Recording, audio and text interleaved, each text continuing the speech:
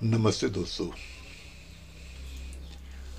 आज सोचा कुछ रीजनल लैंग्वेज में भी कुछ कहा जाए, क्योंकि मैंने देखा है रीजनल लैंग्वेज में भी बहुत लिटरेचर है, प्रसिद्ध लिटरेचर, और बहुत से कवियों ने और बहुत से लेखकों ने बहुत कुछ कहा हुआ है और बहुत अच्छा लिखा हुआ है। तो आज मैं एक गुजराती कवि गुणवंत शाह जी की एक कविता लेकर आया हूँ। सुनिए सुनिए, एक मिनट रुकिए तो सही। उसका हिंदी अनुवाद भी मैं साथ साथ करता रहूँगा, इसलिए आपको समझने में दिक्कत नहीं होगी। लेकिन इतना बता दूं कि कविता का जो सार है, जो कविता कहना चाहती है कि हमारी ज़िंदगी में बहुत से ऐसे क्षण आते हैं, बहुत से ऐसे पल आते हैं, बहुत से ऐसे मोमेंट आते हैं जिसे देखकर हमें लगता है, जिसे महसूस करके हमें लगता है कि ज़िंदगी को वाकई जीना चाहिए और ज़िंदगी जीने लायक है। तो ऐसे ही खूबसूरत छोटे छोटे पलों को उन्होंने अपने शब्दों से अपनी कविता में सजाया है।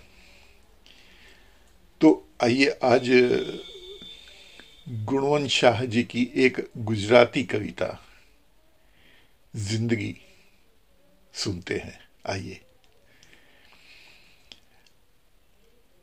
લોન પર લીધેલી ખુશીઓના હપ્તા ગણતી વખતે જ્યારે કોઈ ખભા પર હાથ મૂકીને કહે ભરાઈ જશે, ત્યારે જિંદગી जीवा જેવી લાગે છે। अब उसका हिंदी अनुवाद है, लोन पर ली हुई खुशियों की किश्तें गिनते हुए जब कोई कांधे पर हाथ रखकर कहे फंस जाएगा,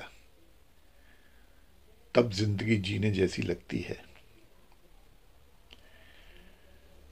ના પાડ્યા પછી પણ પરાણે એક કોળીઓ મોઢામાં મૂકીને કોઈ નજીકનો ખાસ મિત્ર ખવાઈ જશે એવું કહે, ત્યારે જિંદગી જીવા જેવી લાગે છે। मना करने के बावजूद भी जबरदस्ती से एक निवाला मुंह में ठूस कर कोई नजदीक का मित्र खाया जाएगा यार कहे, तब जिंदगी जीने जैसी लगती है। જ્યારે વર્ષો જૂનો મિત્ર ફોન કરીને કોઈ કહે ચાલને યાર ફરી એકવાર મળીએ, ત્યારે જિંદગી જીવા જેવી લાગે છે। बरसों पुराना मित्र फोन करके कहे चलना यार फिर से मिलते हैं, तब जिंदगी जीने जैसी लगती है। કોઈ સાંજે જ્યારે ઉદાસ હોઈએ અને આરતીના ટાણે મંદિરમાં એક પ્રાર્થના સાંભળીએ, ત્યારે જિંદગી જીવા જેવી લાગે છે।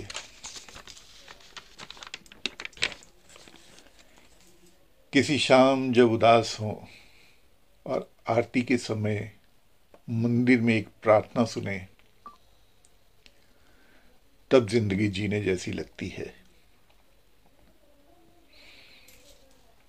बेटंक अनाज माटे फूटपाथ पर बेसीने फूलो वीचती कोई बीजानी जिंदगी જોઈએ, ત્યારે जिंदगी जीवा જેવી લાગે છે। दो समय के भोजन के लिए फुटपाथ पर बैठकर फूल बेचती किसी दूसरे की जिंदगी को देखें, तब जिंदगी जीने जैसी लगती है। હોસ્પિટલના ખાટલા પર મૃત્યુ સામે તલવારો ખેંચતી કોઈ બીજાની જિંદગીને જોઈએ, ત્યારે જિંદગી જીવા જેવી લાગે છે। हॉस्पिटल के बेड पर मृत्यु के सामने तलवार खींचती किसी दूसरे की जिंदगी को देखें,